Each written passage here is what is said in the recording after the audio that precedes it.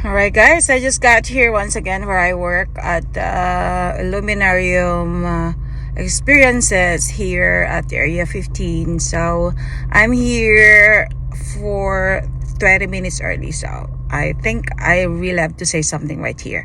Kasi kanina may nakita ako habang ako ay nag-upload sa YouTube, and then all of a sudden may nakita ako na tungkol kay Diwata na may nagpapa-shout out sa kanya. I think he looks like a vlogger actually. So vlogger man siya o hindi, pumunta siya doon because of Diwata, hindi sa pares of course, 'di ba? Yung mga tao naman talaga pumupunta sa kanya because yun nga, sumikat siya dahil sa kanyang story, sumikat siya dahil sa kanyang magandang pananaw sa buhay, naging successful maganon. Pero yung naging inasal niya kanina, hindi ko nagustuhan, na turn off talaga ako. Pero mo ipapahiya yung tao, nandun na rin lang yung tao, 'di ba?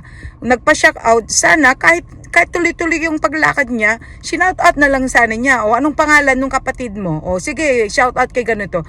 Ganon, kung sakali man na talagang nagmamadali siya, busy siya, mang ganon.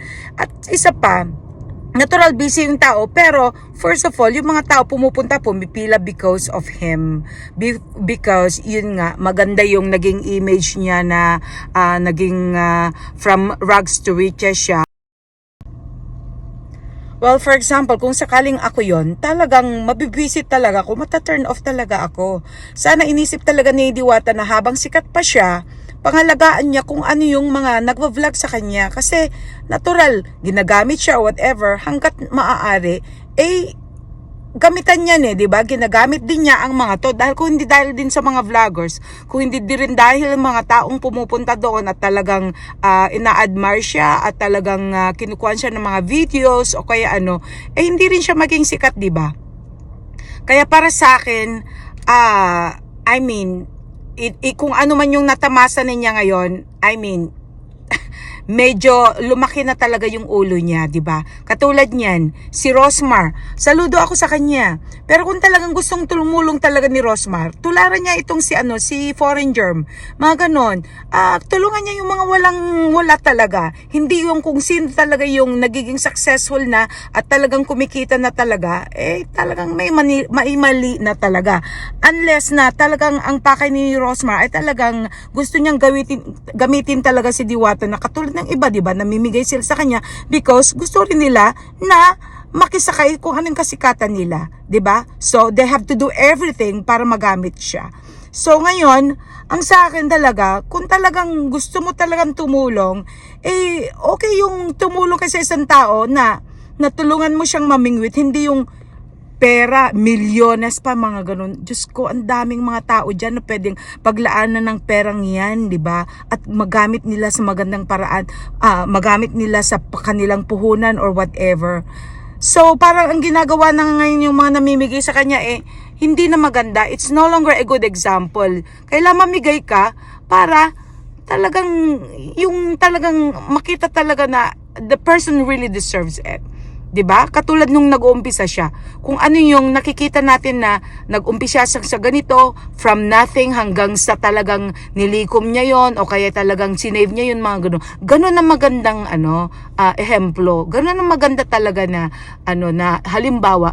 Pero yung mga namimigay na ngayon, parang wow, ang dami na sana silang matulungan na talagang mas nakaka-deserve pa kung ano yung tulong nila. Ang daming gutom dyan, ang daming walang trabaho, ang dami talaga na pwedeng tulungan. Kaya kung ano yung ginagawa ni Foreign Germ, ganun dapat. Kaya sayang, nanghihinayang ako. I have nothing against Rosmar. Sa kanyang success or whatever. Pero kung gumamit ka rin lang talaga ng social media, kailangan gamitin mo na ito sa tamang paraan, 'di ba?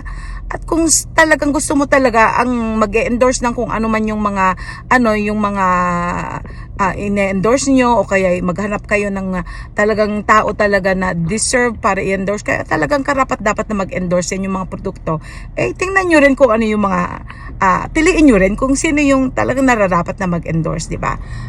Dinideny na hindi daw ginagamit para sa kanyang endorse. Well, nasa tao ng mga yun manghusga, di ba? For me, hanggat meron kang business na na ine-endorso, meron kang mga sabon o kaya mga products na ibinibigay, mga ganun, that's already equivalent to endorsement, 'di ba? Kahit anong sabihin mo, endorsement na rin 'yon. Kahit nga yung yung pamimigay, lang yung pangalan niya o kaya yung kanilang company o kaya mga products, that's already considered as endorsement. Kaya wag niyong bilugin yung mga utak ng mga tao. Naging endorser din ako, 'di ba?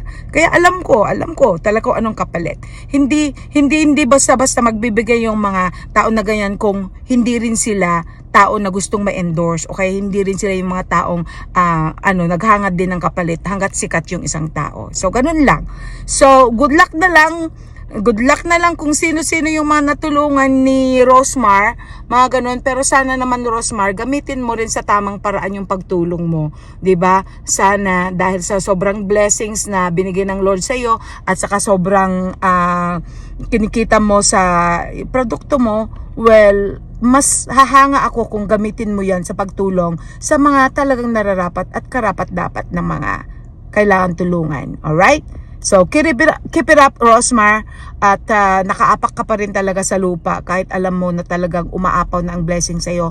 Alam mo pa rin tumulong, pero sana naman higit-higitan mo na sa pamamagitan ng pagtulong naman sa iba at hindi lang nakatutok sa isang tao na ngayon lumaki ng ulo at ngayon parang hindi na siya nakakakilala kung sino yung mga number 1 tumutulong sa kanya, at ito yung mga vloggers. Okay? So, yun ang inaasam ko noon na sana hindi siya magbago, pero nakikita ko sobrang nagbago na siya, lalo sa mga vloggers. Hindi niya alam na malaking utang na loob niya sa mga taong ito. So ngayon, alam ko babagsak talaga isang tao pag ganyan ang nagiging ugali na. Pumupunta ang mga tao dyan because of the ugali, hindi dahil lang sa pares. Kasi kung pares nila, ang daming mas masarap pa. I'm sure of that. Okay.